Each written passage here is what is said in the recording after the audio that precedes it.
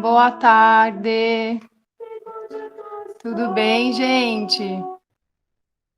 Boa tarde. Tá todo mundo conseguindo ouvir? Sim, Boa tarde. sim. Boa Ah, tarde. tá. Então tá, olha, vamos esperar mais 5 minutos até todo mundo chegar, porque a gente marcou às 15, né? E aí a gente começa umas 15h05 para todo mundo ir chegando com calma, tá bom? Eu quero começar agradecendo todo mundo que reservou essa 1 hora aí do sábado para falar comigo e com a Mari. Olha, tem gente de Portugal, que delícia! Seja muito bem-vinda aqui. Boa tarde, bebê mamando e dormindo. A gente sabe o quanto é importante essa hora, né, do sábado à tarde, mas a gente reservou várias coisas gostosas para compartilhar para vocês com muito carinho e de coração aberto mesmo, para compartilhar um pouco do que a gente vive diariamente, um pouco do que eu e a Mariana acreditamos. Olha a Sandra! Ai, que delícia! Tem mais gente de Portugal. Que delícia estar aqui com vocês. A Sandra me acompanhou um bom tempo, fiz algumas oficinas no espaço que ela tinha. E aí a gente vai contar um pouco do que a gente leva nos ateliês para os bebês e para as crianças bem pequenas. E aí eu separei duas receitas aqui, além dessas, uma de aquarela e uma de tinta para tecido. Ah, a Gabi entrou também, que bacana. Então, é isso, nosso coração está aqui, apertadinho de tanta alegria de poder conversar com vocês. E eu vou passar o bastão para a Mari, para ela se apresentar um pouquinho. A Mariana tem me ajudado, tem me dado esse apoio nos cursos, né, em compartilhar um pouco do que a gente oferece no Instagram. E aí depois eu vou contar para vocês como é que essa pesquisa sobre as tintas naturais nasceram, né, na minha vida. E depois a gente já começa a nossa aula prática, tá bom? Então é isso. Boa tarde, todo mundo. Que nem a Paty falou, é um prazer ter vocês aqui. Obrigada por estarem ouvindo a gente. Sou a Mariana, sou eu que falo com vocês que vieram do Telegram. Eu e a Paty, a gente conversa tudo e eu passo as mensagens para o Telegram. Estou um pouco responsável pela parte da rede social, além da pesquisa propriamente dita. Eu sou pedagoga de formação, sou formada em artes visuais, tenho especialização em educação infantil e esse ano eu estaria completando 8 anos na creche onde eu estava trabalhando, mas eu passei pela gestão e aí eu descobri que não era aquela forma de educação que eu acreditava, isso foi muito frustrante. E aí eu reencontrei a Paty, que tinha sido professora da minha filha há muitos anos atrás, e estava procurando outro ateliêrista para o arte natural. E eu já havia feito, inclusive, cursos com a Paty, que a minha ideia era exatamente levar essa pedagogia para a rede onde eu trabalhava e que não foi possível porque a burocracia impede demais. E na busca de voltar, assim, me deu um insight, o meu problema não é a educação, o meu problema é a escola. E comecei com a Paty, nem tem tanto tempo assim, mas a gente se descobriu muito mais parecida do que a gente sabia até então, e aí eu voltei a pesquisar. Eu estava desde setembro afastada da educação e, assim, não estudava mais educação, fugia dessa área, estou estudando nutrição e focava só nisso. E me reencantei realmente pela arte natural. Isso mudou a minha relação com o mundo propriamente dito, com os meus filhos, o meu humor, tudo. E eu acredito muito nesse conceito. Acho que todo mundo que mexe com arte muda a si mesmo. Assim, a gente tem o ciclo da natureza e a gente passa a respeitar os nossos também. Então, a gente está nessa pesquisa, eu estou pesquisando principalmente café, que é uma coisa que eu sou apaixonada, e assim, a gente pesquisar aquilo que a gente gosta é muito diferente. Então, a gente espera conseguir passar para vocês não só uma receitinha, mas essa delicadeza, assim, do ateliê, essa relevância, essa importância que a gente vê nele. É isso mesmo, Mari. Que delícia. Então, o que a gente está aqui compartilhando com vocês, de fato, é mais do que a medida de uma tinta texturizada. É um convite para vocês vivenciarem coisas da cultura da infância que cada uma de nós temos e que isso broche no coração para chegar até os espaços de educação, né? A gente só consegue oferecer para o outro aquilo que a gente tem dentro da gente. Então, se eu tenho limitações com textura, se eu tenho limitações em trabalhos manuais, né? Se eu não consigo olhar para alguma situação com delicadeza, eu não vou conseguir enxergar como essa criança investiga, como essa criança tem algumas limitações, como eu consigo abastecer esse lugar, oferecer novos repertórios. E por isso eu acho que é tão importante o professor produzir os seus materiais, investigar, ter essa intimidade e só depois levar, então, para o seu espaço de educação. A minha caminhada começa quando eu deixo a sala de aula como professora referência.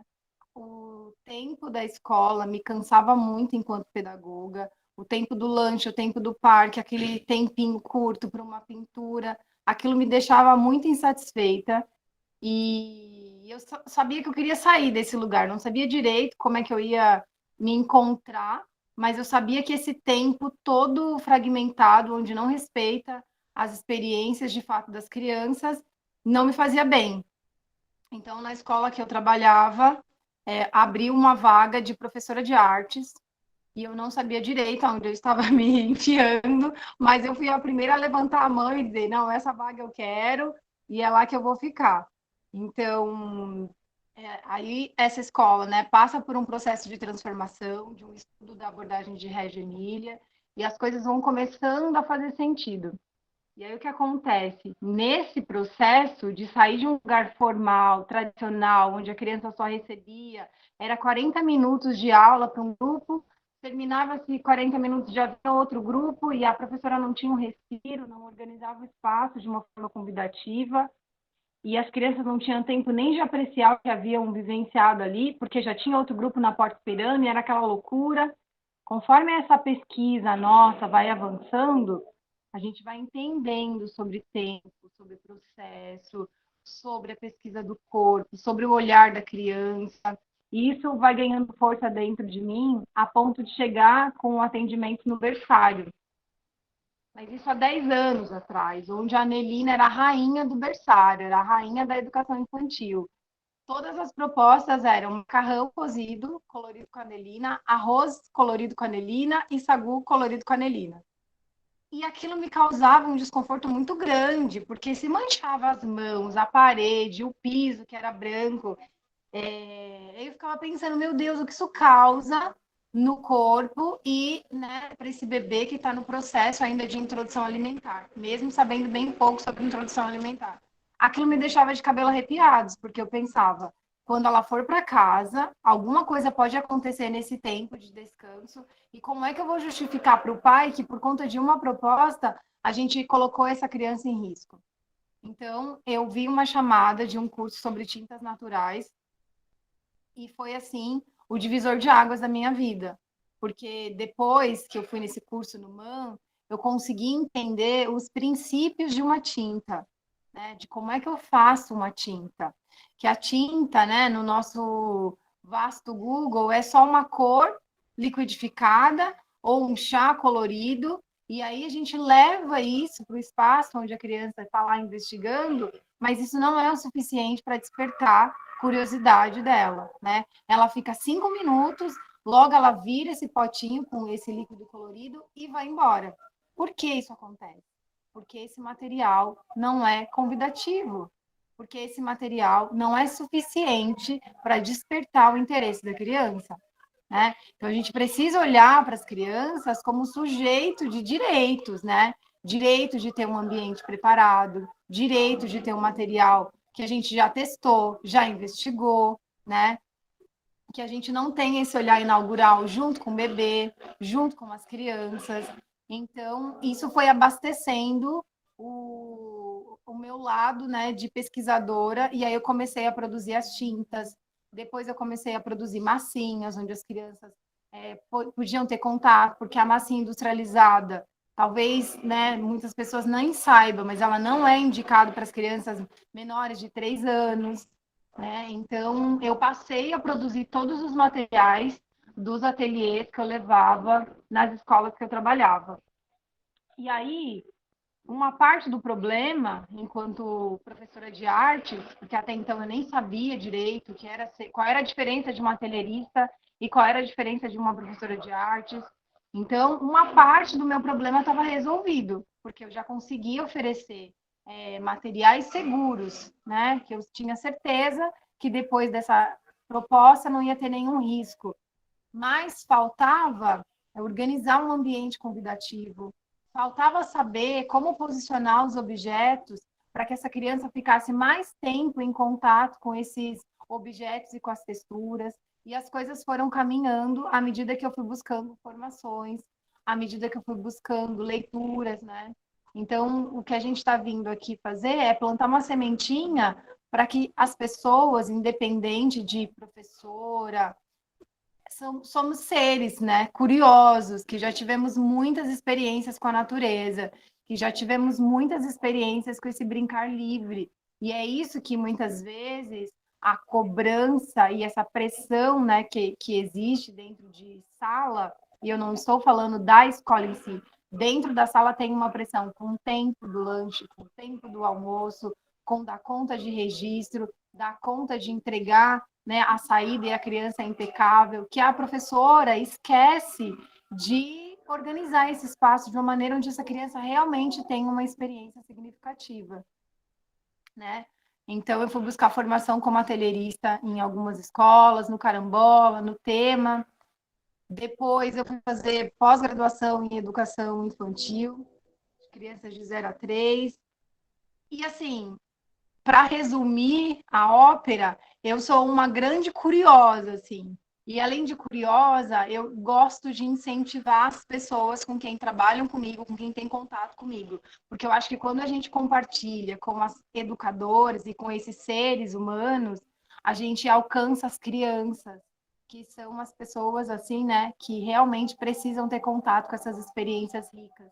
Porque muitas vezes as famílias não têm como oferecer isso, não têm noção do quanto isso é importante. E cabe a nós, educadoras, oferecer esse lugar, né, com tanto respeito e ao mesmo tempo com tanta delicadeza, tá? Então hoje a gente vai fazer o seguinte, vai produzir uma tinta texturizada de casca de cebola, né? Eu separei as minhas aqui. Olha, a gente vai colocar uma água para esquentar, porque a gente vai fazer um processo de cocção. Para começar a nossa conversa sobre tinta, é preciso entender que uma tinta, ela precisa de uma cor e precisa de um fixador, né? No caso dos bebês, hoje a gente vai trabalhar com amido de milho, que é o nosso aglutinante. Esse aglutinante, ele vai prender essa cor e a gente vai ter uma textura nesse colorido da beterraba. Quando eu só liquidifico ela, eu ainda não tenho uma tinta. Eu tenho um extrato do vegetal. Eu tenho uma coloração, mas eu não tenho uma tinta. Por quê? Porque eu não tenho nada que faça ela se prender, nem no corpo, nem no papel, nem no tecido. Ela não tem nenhum ponto que faça com que ela se prenda em algo. Então, ela não é uma tinta, é só um extrato de vegetal. Para que a gente tenha uma tinta, precisa de ter um aglutinante. Hoje nós vamos trabalhar com amido de milho, porque é uma tinta texturizada, é uma tinta que os bebês podem ter contato, podem levar à boca, passar pelo corpo sem nenhum risco. Claro que é importantíssimo, antes de vocês oferecerem qualquer material para esse bebê, mandar um questionário para essa família, perguntar se ele já teve contato com esse material, se o pediatra já fez alguma orientação sobre isso, né? Tudo que acontece dentro da escola ou de um espaço de educação, ou até mesmo uma educadora que leve isso em domicílio, é preciso que a gente certifique de cada passo que a gente vai dar. Então, mandar um questionário, ter certeza que ele já teve contato com amido de milho, ter certeza que ele já provou da beterraba, ou que ele já teve contato de alguma maneira e que não despertou nenhuma questão. Tanto a casca da cebola, quanto o espinafre, ou qualquer coisa que vocês ofereçam para as crianças, é de suma importância que vocês conversem com as famílias antes, tá? A gente não pode oferecer isso no escuro, sem ter essa garantia de que essa criança não vai entrar em risco depois desse material, porque uma vez que entra em contato com a pele, né, ele vai desenvolver alguma coisa se ele tiver algum processo alérgico, tá? Então, a gente vai começar colocando uma água aqui para esquentar, porque a gente vai fazer esse processo de cocção, a gente vai fazer um chá bem concentrado dessas folhinhas, dessas cascas, e depois esse colorido a gente vai acrescentar o nosso aglutinante para ter uma textura. Tá? Então, se vocês quiserem abrir a câmera, quem separou o material, e vai tirando as dúvidas com a gente, pode ser, tá bom? Enquanto vai esquentando, eu só vou complementar rapidinho a parte. Quando ela fala da questão do espaço, uma coisa que eu observei depois do ateliê, a gente costuma repetir muito aquela frase de a teoria é linda, mas na prática, e às vezes nem a teoria é tão bonita. A gente aprende que a criança dura 15 minutos. Mas o tempo da criança é 15 minutos. E o que a gente observa com o ateliê é que não é bem assim. É 15 minutos se você der um brinquedo de plástico que seja óbvio, sabe aquela boneca que fala, que aí você não tem que usar a imaginação para nada, daí dura 15 minutos. Se o ambiente trouxer para ela oportunidades de explorar, ela dura muito mais que isso. E o muito mais que isso é o tempo dela. A gente faz 1 hora, mas não é que vai durar. Eu tenho crianças que às vezes duram meia hora, eu tenho criança que dá 1 hora e eu fico um pouco mais porque ela não acabou. Essa semana eu tive uma experiência que a criança ficava brava comigo. Então, assim, eu ainda não acabei. Você está tirando, eu não acabei. E conversando antes, olha, agora eu vou retirar. Enquanto você termina, eu estou arrumando aqui, depois eu preciso ir. E não, eu não terminei, já tinha 1 hora, e é assim que funciona. E a parte falou da introdução, porque outra parte é que, assim, uma das minhas principais pesquisas é a introdução alimentar e materno-infantil, e a gente está trazendo muito isso para o ateliê, a gente está acompanhando de perto o quanto a questão da textura e do brincar com a comida, que a gente também aprendeu que não se brinca com a comida, e se brinca com a comida, sim, faz diferença também na introdução alimentar. Não é só uma questão artística, é uma questão de desenvolvimento infantil como um todo mesmo, é a criança como realmente educação integral. Exatamente, isso é fundamental para que essa criança consiga, em outro momento, brincar com essas texturas sem essa tarefa, né? Ai, tem uma pessoa perguntando alguma coisa, sabe? Às vezes daí eu aqui. Eu estou Olha só, respondendo ali, Paty. a gente vai falar agora, enquanto as nossas cascas de cebola, olha, eu deixei aqui então, com um pouco de água só para cobrir as cascas, tá? E aí ela vai ferver, e quando a gente perceber que essa água já está colorida, é o ponto de desligar para a gente acrescentar o nosso aglutinante, tá? Ah, alguém está perguntando alguma coisa para voltar. Coloca de novo, por favor, para a gente conseguir te entender. Ela não está conseguindo ver seu vídeo, mas aqui está aparecendo normal. Aí talvez seja a conexão, ela só vai sair e entrar de novo para ver se Tá bom. aparece. Então, certo. Esse processo que a gente está fazendo aqui, de levar ao fogo, aquecer a nossa matéria-prima e ela soltar uma cor, é chamado de cocção, tá? Então, a nossa casca aqui de cebola vai ser levada ao fogo, vai ferver. Geralmente eu faço isso por 20 minutos.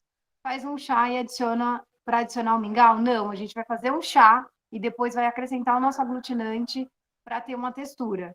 O mingau não está pronto ainda, a gente vai fazer isso e também não é um mingau, porque tem uma cor, né? E depois vai ter uma textura. Então tem uma diferença aí. Agora a gente vai falar da nossa beterraba. A beterraba a gente vai liquidificar, mas antes de liquidificar, a gente vai cortar ela assim, olha, para a gente poder produzir um riscante para as crianças que estão começando a brincar com gestos, de deixar uma marca com cor, né? Então a gente vai cortar e vai deixar essa ponta aqui, ó. É importante que esse corte garanta esse formato para que a gente consiga pressioná-lo e ter uma corzinha no papel, olha. Tá? Alguns pigmentos são de curta duração, deixa eu arrumar aqui, e outros são de longa duração. Além de brincar com a beterraba, deixa eu colocar aqui para vocês olharem. Além da gente brincar com a beterraba, assim, e perceber que o nosso corpo deixa uma cor conforme ele vai, né, se movimentando, que é a ideia da criança que tenha 2 anos, da criança que tem 2 anos e meio, que já tem essa intenção do segurar e pressionar, ele tem aí uma maneira de deixar os traços com os gestos dele. Isso também, para o educador, pode ser um teste de coloração, tá? Porque cada elemento da natureza tem uma maneira para a gente extrair a cor. Ai, ela não está enxergando bem, uma moça. Eu vou passar a beterraba no papel aqui, a minha, e vou mostrar. Tá. Olha só. Então, cada elemento da natureza, existe uma forma para a gente extrair essa coloração. Alguns elementos é por cocção, outros a gente faz uma liquidificação, outros a gente macera, outros fica em infusão. Cada elemento tem uma forma de extrair essa coloração. E isso a gente descobre nos testes e na experiência, tá? Não dá para falar aqui todas as formas, porque de cada lugar tem alguns elementos e outros não. E aí, a maneira que vocês vão fazer isso também vai influenciar. Então, o tempo que eu deixo a minha casca de cebola é uma e o tempo que você vai deixar na tua casa é outro, mas o princípio é esse e as formas de extrair são essas que eu falei para vocês, tá? Então, esse aqui pode ser um teste de coloração. A gente vai passar o nosso elemento em um papel para saber se esse elemento é de longa ou de curta duração. Para não sair por aí extraindo cor de tudo, porque nem tudo que a gente tem cor dá para fazer tinta. Como a amora. A amora tem bastante cor, mas a gente não consegue fazer uma tinta texturizada com ela. Olha só, a Mariana está colocando. Essa é só a beterraba como pincel, assim, como lápis mesmo. Olha a cor que fica. É. Então, sempre que a gente quiser testar um elemento, eu vou pegar, vou passar ele na folha, vou pressionar um pouco, e essa minha coloração aqui, eu vou observar por até 6 horas, tá? Vai deixar lá no seu papelzinho, vai observando quais são as mudanças que ele vai obtendo, e se em 6 horas ele se manter assim, é um elemento que você pode levar para fazer a extração e produzir uma tinta, tá? Por que disso? Porque senão você vai gastar todo o seu tempo, vai gastar materiais e a sua tinta vai ser de pouquíssimo tempo, como o repolho roxo, tá? O repolho roxo é uma tinta que a gente produz com os bebês, tá? Existem outras formas de utilizar o repolho, mas o que a gente está falando hoje é sobre as tintas texturizadas, então é uma tinta que a gente vai produzir para utilizar no dia e não vai armazenar, porque ela não tem nenhuma durabilidade. É uma questão de cor, que é um roxo vibrante, mas a gente não tem como armazenar, nem mesmo a pintura ou a tinta depois de pronta, porque ela vai criar muitos micro-organismos e vai ficar com um cheiro horrível. Então, além da cor, esse pigmento vai passando por alterações. Agora, pode fazer com qualquer cebola. Pode sim. A cebola branca você também pode fazer e vai soltar uma cor linda, cor de mel. A minha aqui é porque eu ganhei do feirante e aí tá tudo misturado. Mas você pode fazer só com a da cebola roxa ou só com a cebola branca, não tem problema algum, tá? Olha, eu vou mostrar aqui o espinafre que a gente solicitou para a gente fazer o nosso teste de coloração. Vai tirar só a parte das folhas. Não vai usar os talos, porque tem bastante água. Ó, só a folhinha mesmo. E aí, a gente vai pressionar aqui na nossa folha. Vou colocar aqui. Para ver o quanto de cor esse elemento vai liberar aqui pra gente, ó. Quem estiver com os materiais e quiser deixar a câmera aberta para a gente fazendo juntas, pode deixar, gente. Os microfones também. A ideia da aula hoje é que seja bem interativa mesmo, que a gente vá conversando. Olha só a coloração do espinafre, tá? Então, a gente pode ter essas cores de um jeito bem simples, né? Fazendo essa maceração e fazendo essa observação. Depois de 6 horas, se não alterou, é um elemento que a gente pode extrair o pigmento e produzir as nossas tintas. Tá bom?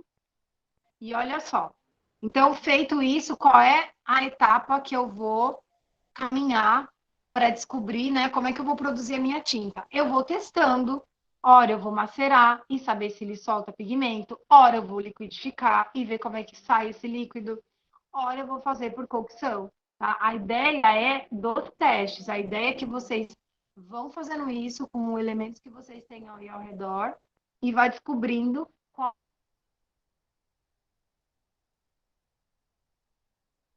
é a melhor maneira de extrair essa cor. Porque tudo vai influenciar nesse elemento, tá? E uma das coisas é ir observando os ciclos da natureza. Tem mês que a gente só tem goiaba, tem mês que a gente só tem repolho roxo. E isso é o bacana, né? Porque além de cada ser único, ter a sua individualidade, os ciclos da natureza também são. E aí a gente precisa ir caminhando, criando o nosso calendário, criando as nossas tintas a partir disso. E é uma maneira de estar extremamente conectada, né? Porque quando a gente só compra as coisas no supermercado, só leva os materiais prontos, não importa muito se é inverno, se é outono, se é verão, se é primavera, não faz muito sentido para a gente isso. Não faz muita diferença, porque isso não influencia em quase nada da nossa vida, né? Agora, quando a gente está conectada com a natureza, quando a gente sabe o que ela oferece a cada estação, faz despertar na gente esse respeito, faz pensar nisso, né? Eu vou apresentar isso para o meu grupo de crianças, ou eu vou vivenciar essas experiências, porque é só durante esse tempo que eu tenho esse elemento em grande abundância. Então, a gente não está ali só fazendo um trabalho artístico, a gente está fazendo uma preparação e um trabalho de vida mesmo, né? De falar sobre natureza, mas não sobre esse olhar tão raso, que é só pegar uma folhinha que a gente encontrou no caminho ali e levar para a sala de aula, muitas vezes sem nem higienizar. É falar com propriedade, é vivenciar isso, é estar conectada, sabe?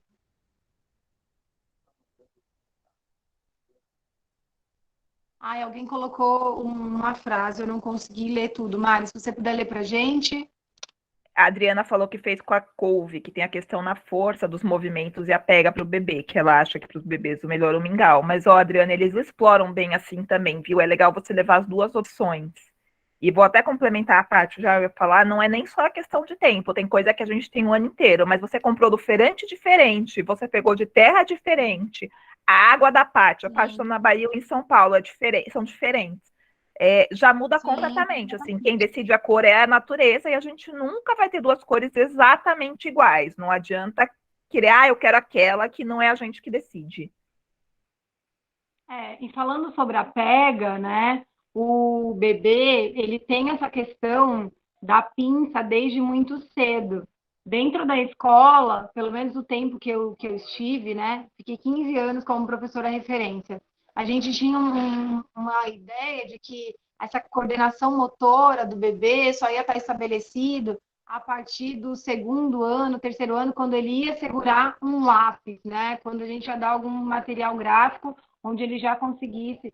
Só que depois que eu comecei a estudar sobre a abordagem de Pickler, a gente vai entendendo que o bebê ele vai pegando os alimentos, os grãozinhos, e a partir do 7º mês ele já tem todas as sensações das pontas dos dedos estabelecido, sabe? E é por isso que caiu lá um grãozinho de arroz, o bebê vai lá e pega. É por isso que cai um pedacinho de nada que a gente não enxerga, mas o bebê enxerga e ele consegue pegar. Então, se a gente fica preso, né, achando que o bebê vai retirar um pedaço, levar à boca, às vezes a gente limita essa experiência. Outro ponto é que se a minha realidade é um berçário de 13 bebês, eu não tenho como atender com qualidade, que é o começo da nossa aula, esses 13 bebês.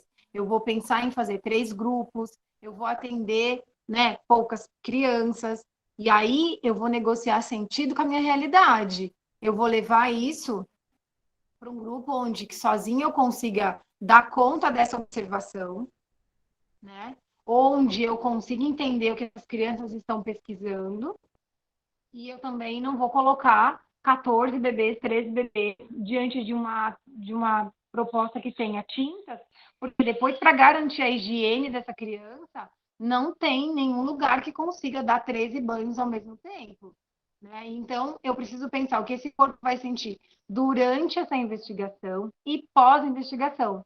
Porque o que a gente vem observando é que depois do contato com as tintas e quando ele percebe que o corpo já está baixando a temperatura, a roupa está molhada, o corpo está ali completamente, né, pintado, essa criança começa, assim, a trazer um incômodo. Então, por conta disso, eu vou pensar em cada momento da minha oficina, tá? Isso é extremamente importante para a gente pensar. Bom, a minha casca de cebola já soltou aqui a cor. Eu vou trocar a câmera aqui para mostrar para vocês como é que a gente vai fazer e como é que essa tinta vai se comportar. O tempo é difícil, Adriana. Sim, é muito difícil. E é por isso que eu estou dizendo, né, que a gente precisa negociar sentido, porque um grupo de bebês ele precisa pelo menos de 40 minutos para poder investigar esses materiais texturizados, tá? É um grande engano achar que o bebê tem 15 minutos ali de concentração e que depois disso a gente já precisa vir com outra atividade, com depois outra proposta, é aquela loucura. Não é verdade, gente. Fazem 5 anos que eu venho oferecendo ateliês em domicílio. E o que eu posso contar para vocês é que o bebê fica pelo menos 1 hora investigando com interesse. Tem 2 educadoras aqui que fazem parte da equipe, que é a Mariana e a Gabi. A Gabi já está comigo há 2 anos. E a Gabi pode falar com propriedade quanto tempo essas crianças ficam com ela. A Mariana vem vivendo isso pós-escola e agora em domicílio, que são completamente diferentes os atendimentos, mesmo que a criança tenha a mesma faixa etária, mesmo que ela já frequente a escola, é outra investigação quando a gente organiza esse espaço de forma convidativa. E o convidativo que eu estou falando para vocês, a gente já vai entrar na parte da tinta, mas é que isso é muito importante mesmo. O convidativo não é só eu colocar 3 bacias no meio da minha sala com papel pardo, 2 colheres e uma peneira para atender 10 bebês.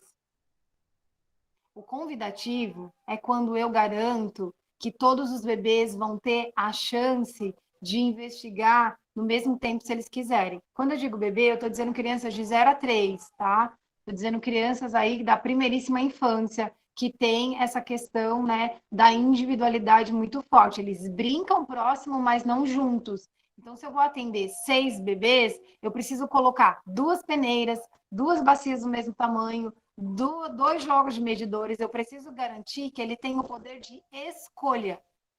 Quando eu garanto isso, eu vou garantir que esse tempo de investigação vai ser muito maior do que 15 minutos. Tá? Então, agora eu vou mostrar aqui o nosso vinho, né? O processo de cocção da casca da cebola. Vou trocar a câmera e vou mostrar para vocês como é que está ficando. Ó. Como é que a gente sabe se já está no ponto de colocar o nosso aglutinante? Quando a gente observa que a nossa água, olha, já está toda colorida, tá vendo? Ó. Aqui está muito mais escuro porque as cascas estão misturadas. Eu tenho casca de cebola roxa e casca de cebola branca. Eu vou passar por uma peneira, mas antes eu vou pegar e diluir 2 colheres de sopa de amido de milho em água filtrada e fria, tá? Principalmente para quem está começando a brincar nesse lugar de produzir as tintas. Eu vou colocar meio copo, 100, 150 ml de água filtrada. E vou diluir aqui o meu amido de milho. Vou diluir aqui o meu amido. E aí eu vou acrescentar no meu pigmento. Ó, dilui bem. É importante que a água esteja completamente fria, porque senão vai cozinhar de levinho a sua farinha, o seu aglutinante. Ah, então se eu fizer tinta com amido, se eu fizer tinta com a goma da tapioca, ou se eu fizer com a farinha de arroz, é tudo igual? Não vai mudar nada? É só colocar alguma coisa para fixar essa cor, então, Paty? Não, não é.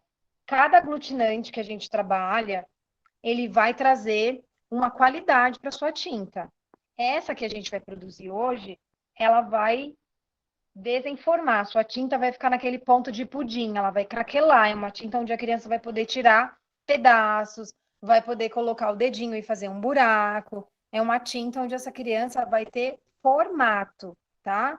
Não é uma tinta cremosa, não é uma tinta na textura do guache, porque a gente não está utilizando aglutinantes que deixem assim. A gente está brincando com aglutinante para desenformar, para dar formato à nossa tinta.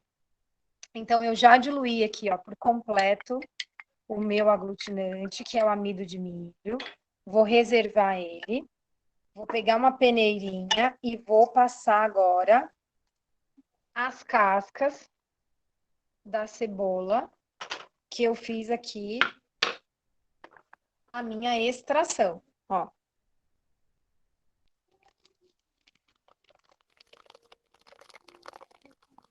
Vou separar bem.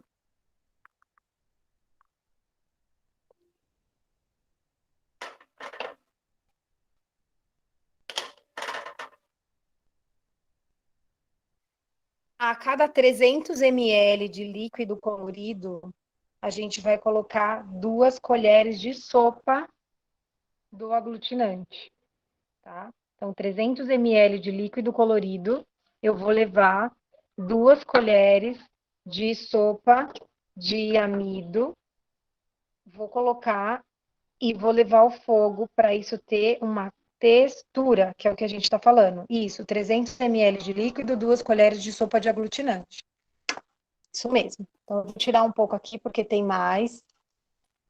Deve ter uns 300 e tralalá. Eu vou deixar aqui, ó, a medida que eu falei para vocês. Antes de levar ao fogo, eu vou colocar o meu aglutinante. Vai ficar esbranquiçado assim, ó. E a gente vai levar ao fogo novamente, com aquela presença que a gente fala que tem que ter durante as propostas, durante o nosso tempo de contato com as crianças. Sabe aquele que a gente está observando tudo que elas estão vivenciando e pesquisando, aquele tempo de ser parceira, de estar ouvindo o que a criança está falando. É o mesmo tempo de presença aqui, ó. A gente vai mexendo, vai observando quando vai ganhando textura. E aí, quando ficar bem cremosa, você vai colocar, confirmando, água e 2 colheres. Mari, dá uma olhadinha nessa pergunta que ela está confirmando a nossa receitinha. É isso sim, Paty. Ela falou da mistura do amido, que é em média 100, 150 na água fria só. Isso, tá? Então, eu estou fazendo com fogão que é bem baixinho o fogo. Aí a gente vai deixar essa temperatura ficar alta para dar textura à nossa tinta.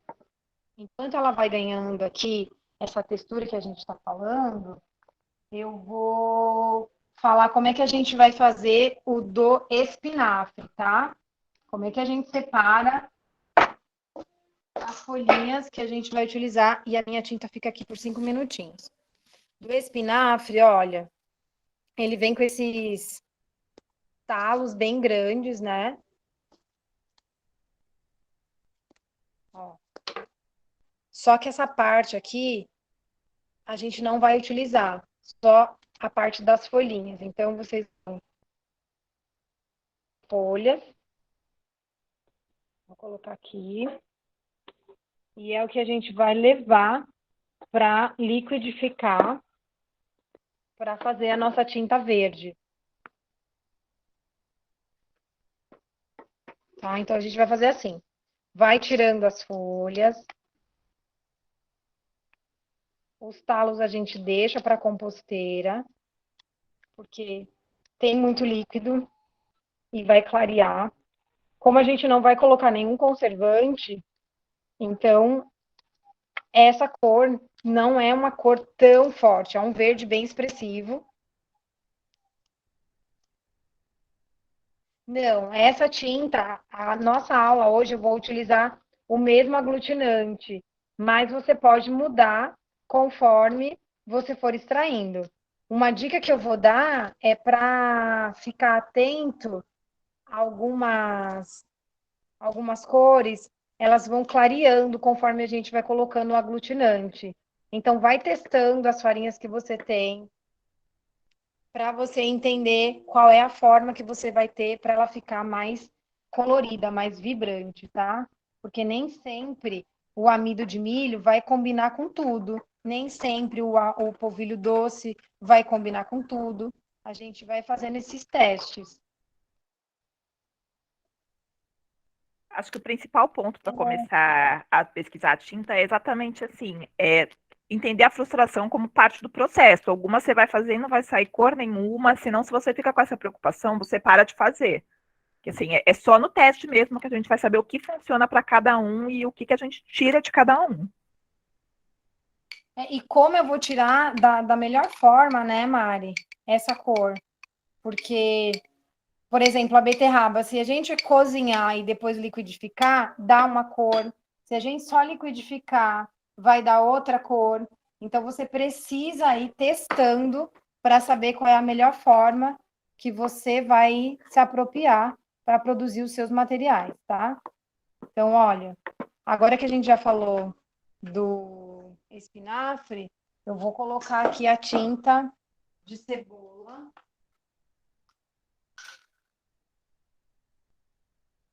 Que já ganhou textura. Eu vou colocar nesse potinho, porque a gente vai brincar com ela agora. Mas, para quem vai produzir tinta e levar para a escola, ou para quem vai produzir tinta hoje e utilizar dias depois, eu recomendo que essa tinta de amido de milho vocês armazenem em potes grandes, porque depois que esfriar, ela não vai mais daqui, tá? Ela vai desenformar. Então, o ideal é colocar ou em pote grande, sabendo que depois você vai tirar ela no formato como um pudim ou um bolo, assim, ou já coloca no formato das forminhas que vocês querem levar para a criança explorar. Em potinhos assim, eu não recomendo para armazenar, porque depois ele não vai soltar. Eu vou colocar aqui.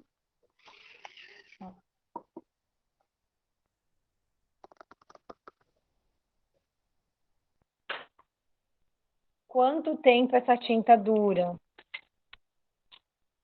Por quanto tempo eu posso brincar com ela sem nenhuma ocupação? Ela dura quanto tempo na geladeira? É isso, vamos falar disso agora. Como a gente não colocou nada de conservante, é uma tinta que vai durar 7 dias na geladeira. Tá? Ou a gente pode congelar e ela vai durar 3 meses. Olha só essa corzinha que fica.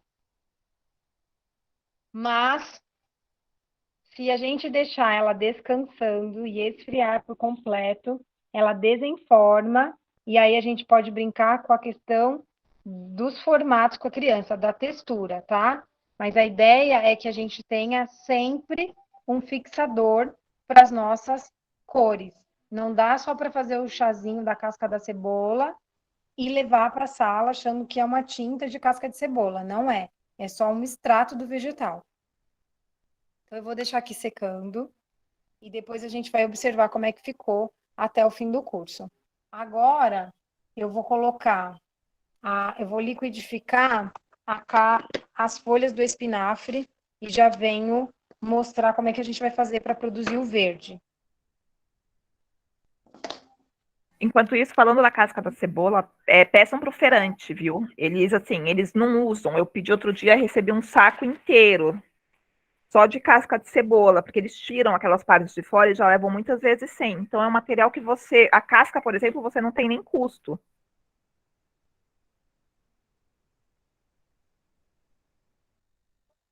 A durabilidade da tinta, eu vou falar aqui para vocês. Só vou colocar para liquidificar, tá bom? E aí eu já venho. Só vou fechar meu microfone em 2 minutos, para vocês não me ouvirem e a Eu gente vou, já repetir. fala. Eu vou repetindo da durabilidade. A durabilidade dessa tinta, depois de aglutinada, é 7 dias se você conservar em geladeira. Se for a de amido de milho, não botar em potes de vidro, por exemplo, aqueles que a gente usa normalmente, porque ela é de desenformar. Então, vai acabar tendo que tirar pedaço mesmo. E congelada, se for o caso de congelar, ela fica por até 3 meses conservada, assim, guardadinha.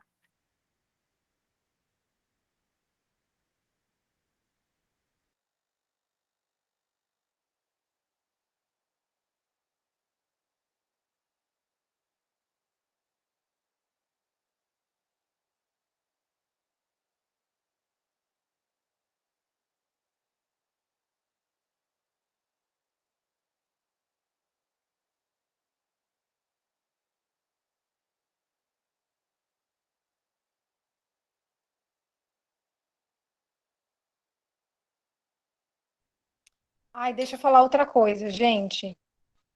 Para a gente conseguir armazenar os materiais naturais, a gente tem que ter 2 cuidados. O primeiro é esterilizar os lugares onde a gente vai armazenar o nosso material, tá? Paty, elas estão perguntando se fixador e aglutinante é a mesma coisa. O fixador e o aglutinante, eles têm o mesmo conceito de prender a cor, né, nas superfícies. Mas nem sempre o fixador pode ser utilizado para os pigmentos vegetais. Por exemplo, se a gente usar o fixador de linhaça dourada, que é um gel, não vai servir para o nosso espinafre, tá? Então, o aglutinante que a gente está utilizando aqui são as farinhas com base alimentícias, porque a gente está pensando nesse corpo tendo contato. Se a gente tem uma intenção de pintura, a gente vai usar um fixador, que pode ser o álcool de cereais, pode ser a linhaça dourada, pode ser o sal grosso. São os conceitos são os mesmos, mas as maneiras de aplicação são diferentes, tá? E sobre o espinafre, a gente vai retirar os talos, vai fazer só a liquidificação das folhas e passar pela peneira. E esse líquido vai ser aquecido novamente. Ele não é oferecido assim, tá? Como é uma das receitas que tem na internet. Liquidifique as folhas do espinafre, liquidifique. Exatamente. É muito importante que a gente não ofereça materiais que ofereçam riscos para as crianças. Então, a gente precisa se certificar de tudo. O que a gente vai fazer é passar esse líquido na peneira e ficar só com corante mesmo. Ó. Então, esse líquido colorido é o que a gente vai levar ao fogo com o nosso aglutinante.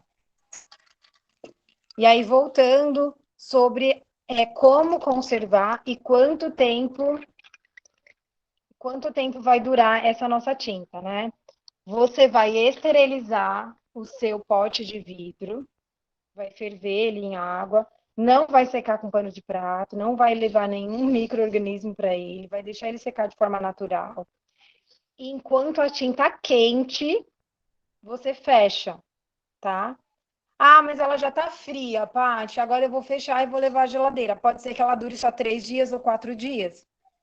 É muito importante que a gente feche esse pote enquanto ele está quente. Vai criar um vácuo e é isso que vai fazer com que a nossa tinta dure por 7 dias na geladeira, tá?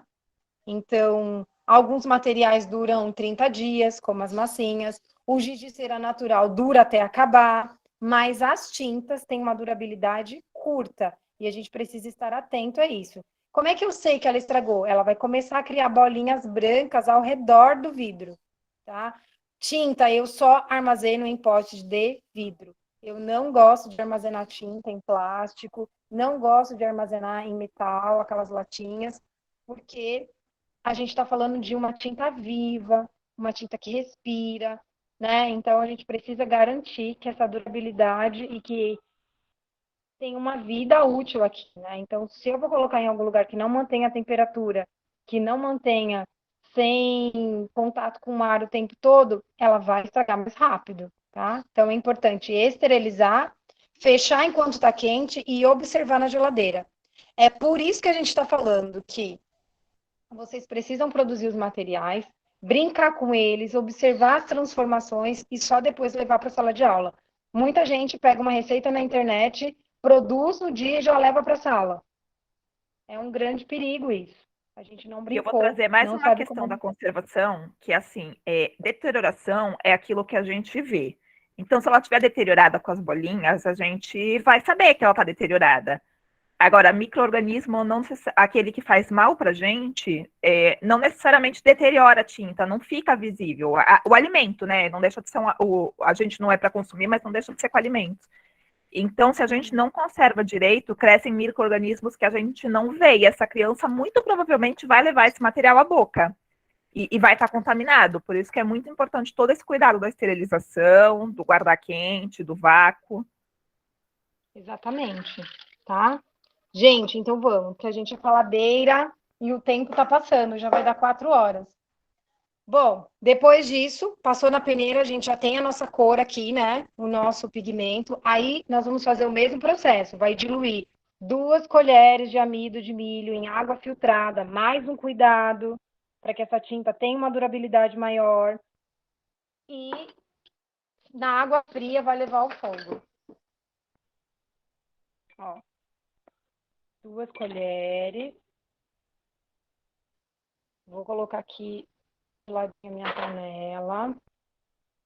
Vou diluir e vou levar ao fogo. Ó. Se tiver uma bolinha aqui, na sua tinta também vai ter, tá? Então é preciso ter paciência. Não dá para fazer correndo, com pressa. Por isso que os materiais naturais a gente tem que ter uma doação mesmo. E eu estava pensando sobre isso, escolhendo os materiais da aula hoje, né? Sei lá, eu já dei muitas aulas sobre esse tema para quase todos os estados do Brasil.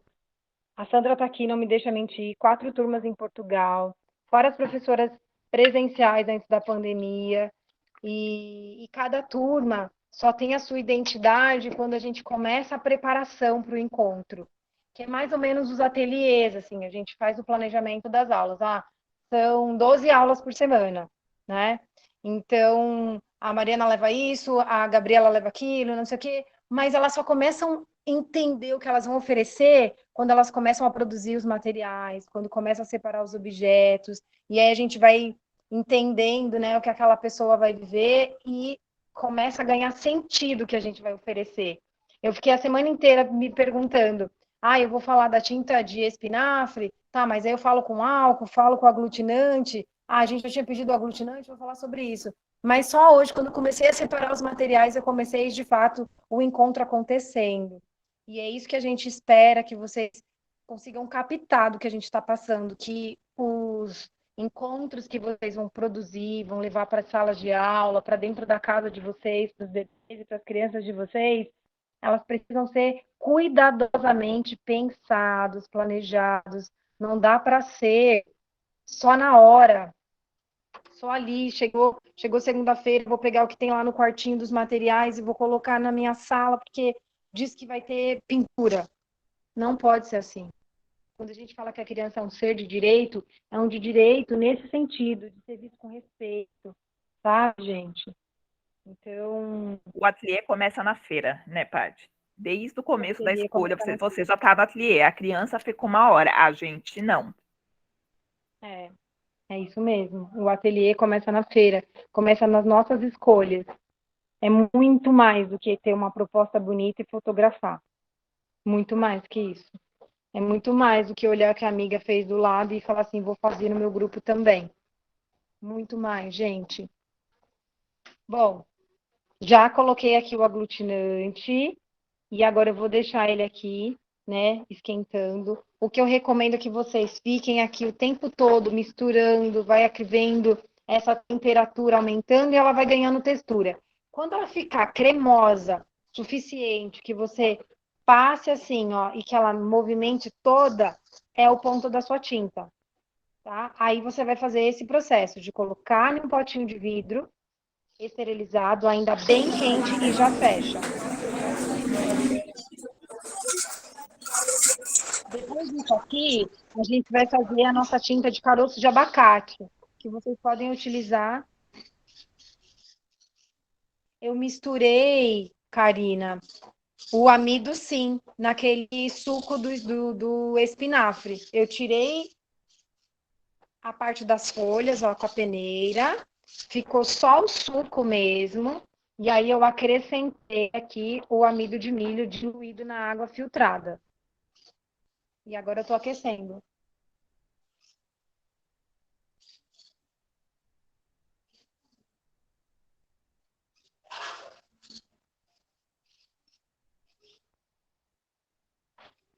E daí a gente vai misturando até ganhar a textura que a gente quer. No fogão normal, isso é bem rápido. No fogão, isso é 5 minutos, assim, não demora nada, nada, nada, tá? Mas aqui esse fogão que eu tô é um fogo bem baixinho. Ó, enquanto ele vai ganhando aqui a textura que a gente quer, eu vou falar para vocês do caroço de abacate. Tá aqui, ó. Essa tinta vocês vão utilizar para pintar tecidos, tá? Mas de um jeito intuitivo. A gente não vai colocar nenhum mordente, não vai abrir a trama do tecido. A gente não está fazendo uma aula aqui de tingimento botânico. A gente está falando de uma tinta que vai se prender em um tecido com facilidade, tá? Então, como que a gente vai fazer? A gente vai remover toda essa membrana aqui, ó, que envolve o osso. Ó, vai tirar.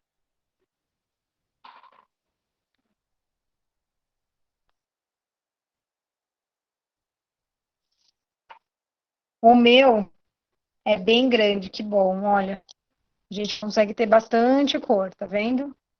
Então, eu vou cortar ele o máximo que eu conseguir. Aqui, ó. Vou cortar ele. E a gente vai liquidificar. Deixa eu virar aqui. Quanto tempo essa tinta vai durar? Vai durar 7 dias aproximadamente. E a gente não precisa colocar na geladeira. Não precisa fazer esse processo.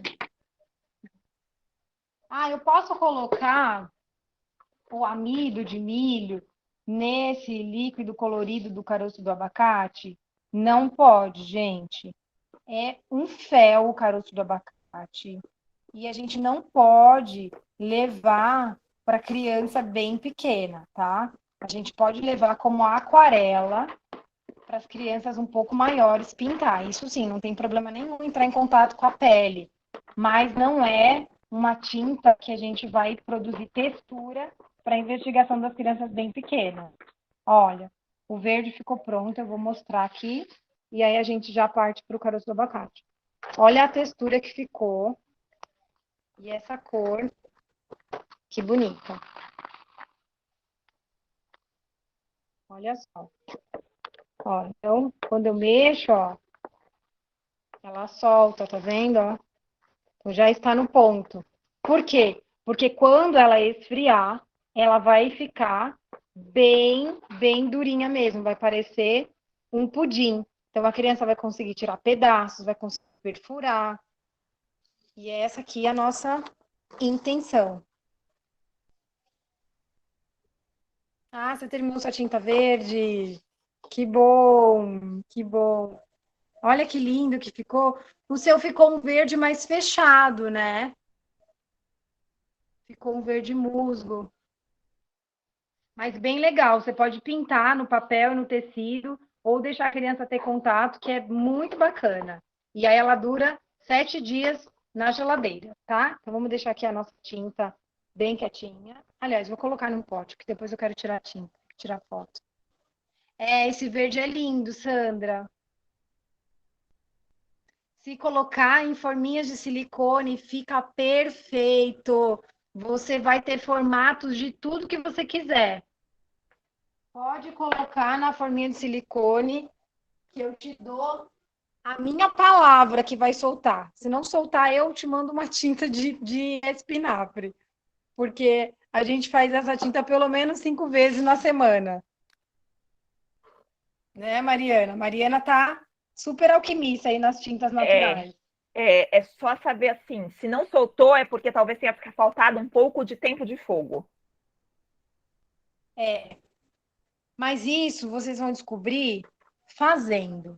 Essa é a melhor forma de aprender qualquer coisa. Fazendo, testando e brincando. Ó, ficou então pronta a minha tinta aqui de espinafre, né? Esterilizei meu vidro, fecho agora, nesse momento. Saiu do fogo o potinho, fecho. Ah, eu vou deixar esfriar para colocar na geladeira. Eu vou falar pela minha experiência. Eu coloco quente mesmo e ela dura os 7 dias lá. Eu não deixo esfriar. Não sei se é certo ou se é errado, mas é assim que eu tenho feito há Aí muito eu vou me tempo. meter, tá, Paty? Guardem Pode, por quente. favor. Isso a gente estuda na Eu nutrição, guardo. inclusive eu tive nesse semestre, nesse último módulo que eu estudo, uma atividade que era para estragar o arroz, literalmente, que era para ver criação de micro-organismo. A que guarda quente conserva-se mais, tá? Ah, é? Ai, tá vendo? A nossa intuição sempre acerta, porque eu tenho feito isso há anos de guardar quente e as tintas duram esse tempo mesmo, tá, gente?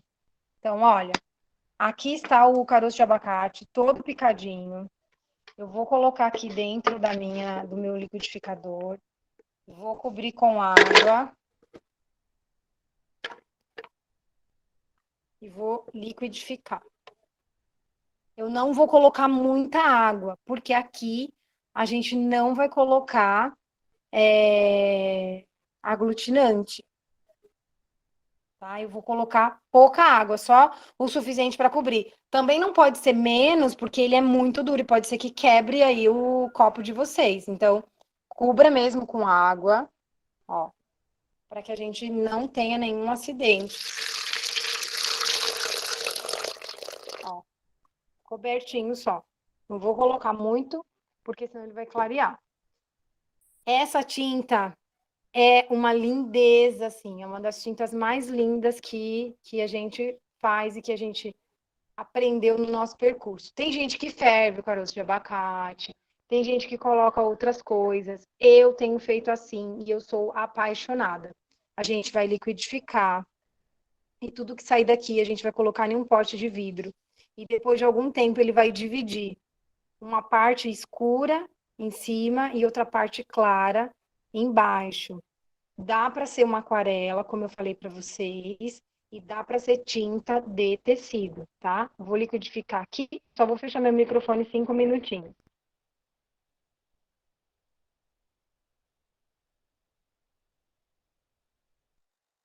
Eu vou aproveitar que a Paty está liquidificando e trazendo a importância do testar mesmo, do não ter medo, porque assim, caroço de abacate, acho que quase ninguém que tenha estudado isso ainda sabe que dá tinta. A casca da cebola, então, toda vez que eu levo a casca de cebola, perguntam o que, que é, e sempre acham que é uma coisa diferente. Ninguém imagina que a casca da cebola, a roxa ainda imagina, mas a que eu uso geralmente não é a roxa, que dá uma cor tão bonita, que fica tão vivo. Eu uso essa meio bege mesmo. E aí, às vezes, você vê uma coisa com uma cor linda, linda, linda, e você vai ver e não dá cor nenhuma, não dá pigmento.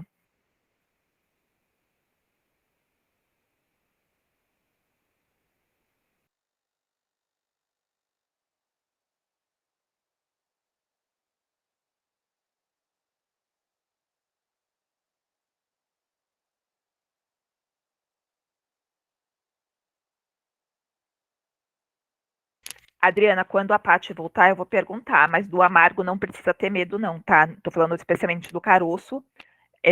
A gente vai ver se tem a contraindicação, mas o amargo é até bacana levar gostos diferentes, sabores diferentes. A intenção não é botar na boca, mas a gente sabe que eles vão botar.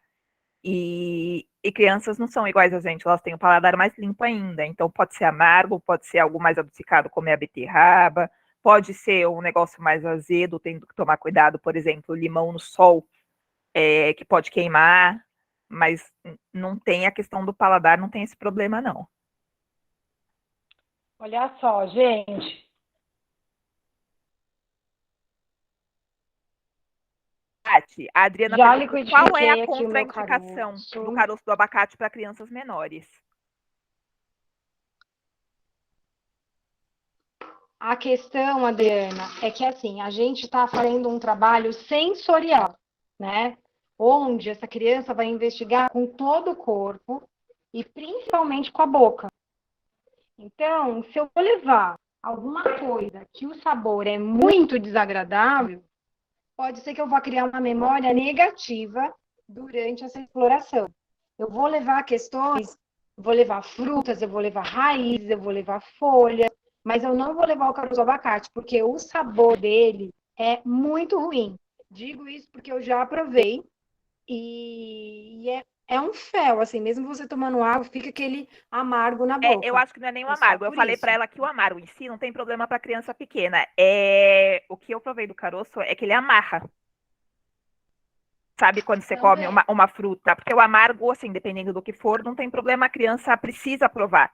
Mas Sim, Sabe quando você come aquela fruta que está muito verde, a banana verde, que dá aquele nó na língua? sim. O caroço do abacate É, tem eternamente essa textura, que assim, esse.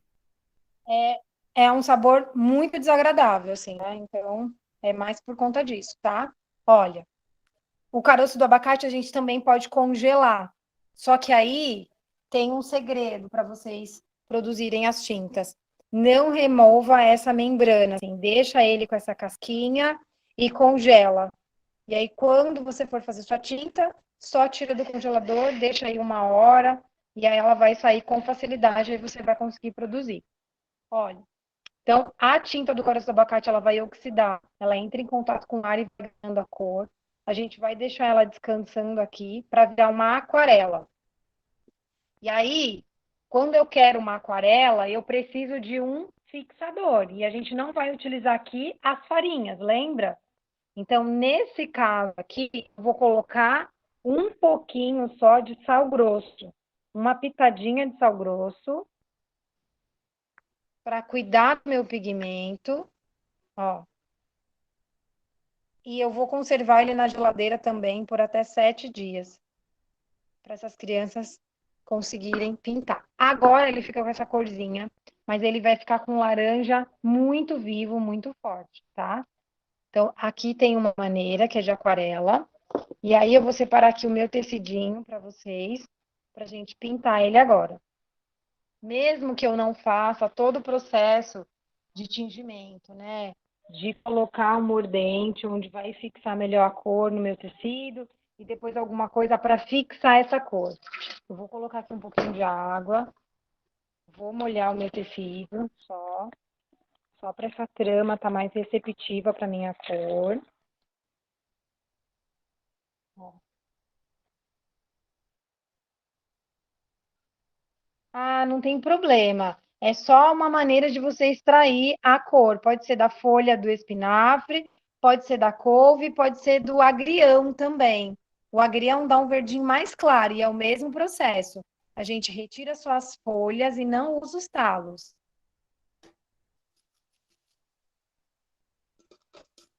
Ó, eu vou deixar então essa bacia aqui que tá com água para a gente lavar o nosso tecido depois e vou colocar essa bacia aqui sem nada, só com o tecidinho que eu só molhei. Isso para quem quer fazer fios coloridos, quem quer pintar com as crianças tecido, ou quem quer produzir alguma coisa com a marca daquele grupo, né? A gente pode colorir de um jeito natural, ó. Eu vou colocar aqui o meu extrato.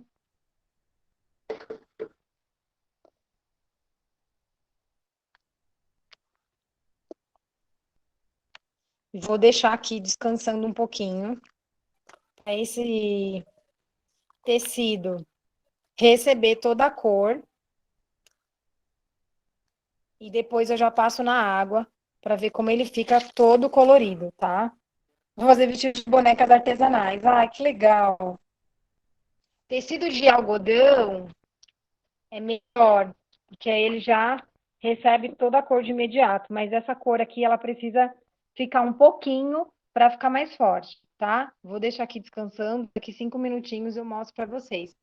Porque a gente vai fazer agora com álcool para começar a caminhar para o fim, tá? Que a gente tinha estipulado aí 4 da tarde, e aí a gente deixa 5 minutinhos para quem quiser fazer alguma pergunta ou tirar uma dúvida, porque a gente é muito da faladeira. Se deixar, a gente fica a tarde toda aqui falando de tinta, de fixador, de aglutinante. Bom,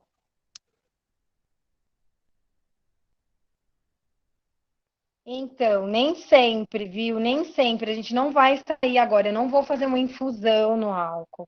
Eu vou fazer o seguinte: eu vou usar a beterraba que a gente cortou para fazer o nosso giz. Eu vou ralar ela aqui, ó. Vou ralar. Eu vou deixar aqui o nosso, que já tá mais escuro, ó. Já tá ganhando cor. Tava aquele rosado e aqui já tá um laranjinha. Então eu vou fazer o seguinte: eu vou ralar a beterraba. Vou ralar um pedacinho maior, que é mais fácil. E a gente vai fazer uma aquarela com álcool de cereais ou álcool 70, álcool comum que vocês tenham em casa, tá? Ó.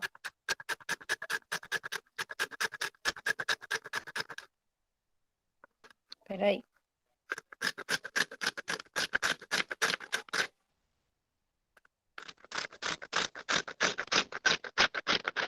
Essa tinta eu levo das crianças maiores, de 4, 5 anos, que já tem aí uma intenção. Mari, você consegue ler o que ela escreveu? Que foi muito rapidinho para mim aqui. Para pintar o tecido, é só o extrato do caroço sem o sal grosso? Sem o sal grosso. O caroço do abacate, ele tem um poder tintório gigantesco. Nesse caso que a gente está fazendo de intuição, não é nada profissional, que é só para colorir o tecido, e ainda assim, peças coloridas com caroço de abacate, eu tenho aí há uns 2 anos e não solta.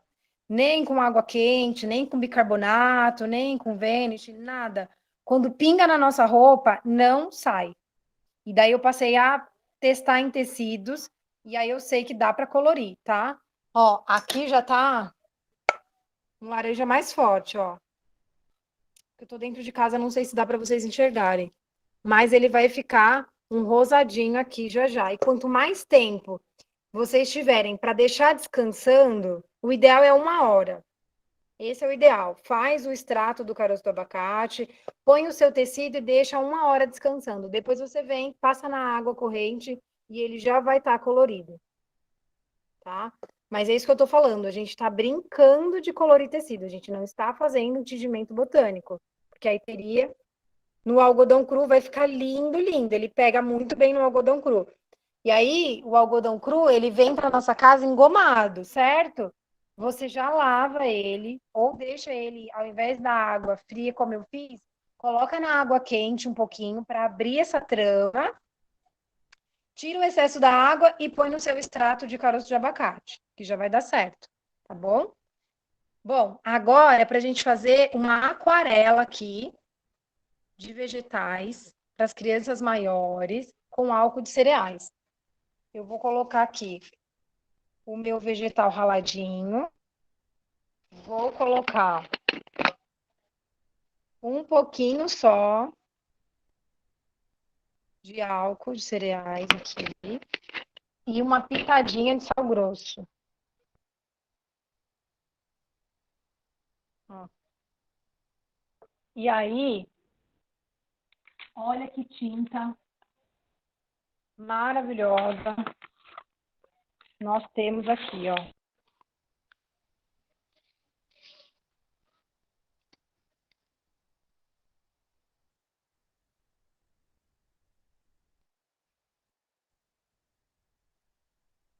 Quanto mais tempo a beterraba ficar em infusão, mais cor ela vai soltar, tá?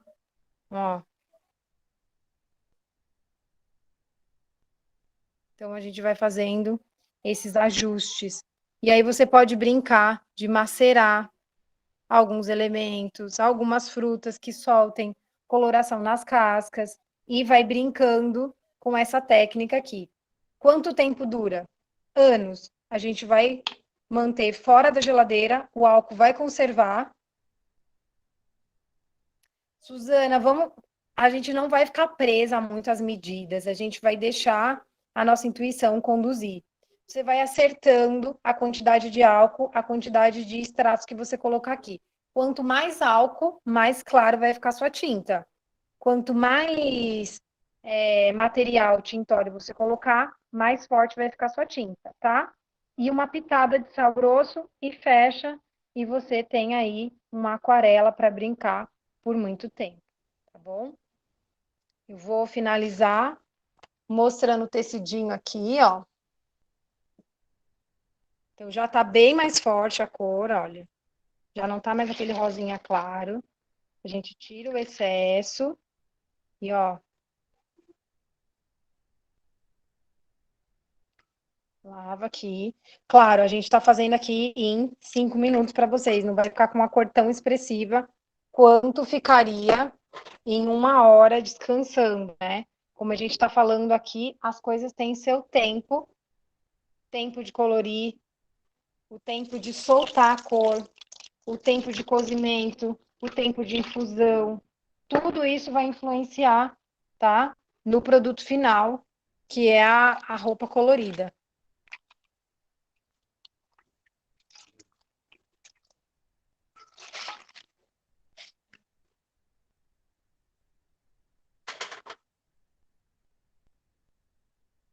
Ó, aqui tá o tecidinho. E esse aqui, ó, é o branquinho que eu fiz, tá vendo? Então, em pouco tempo brincando, a gente já consegue ter uma cor. Imagina em 1 hora ele descansando no nosso extrato, o quanto ele não vai ficar colorido, tá?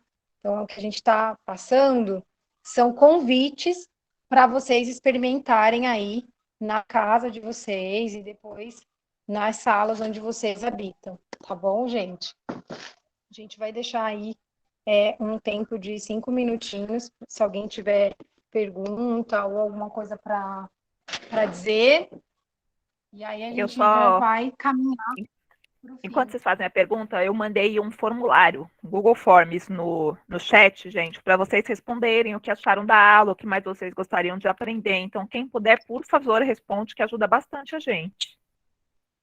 É. Ah, que bom. Outra coisa, antes de vocês começarem, é só um pedido que a gente tem, né? 90% do trabalho que a gente entrega no Instagram é de forma ainda orgânica, né?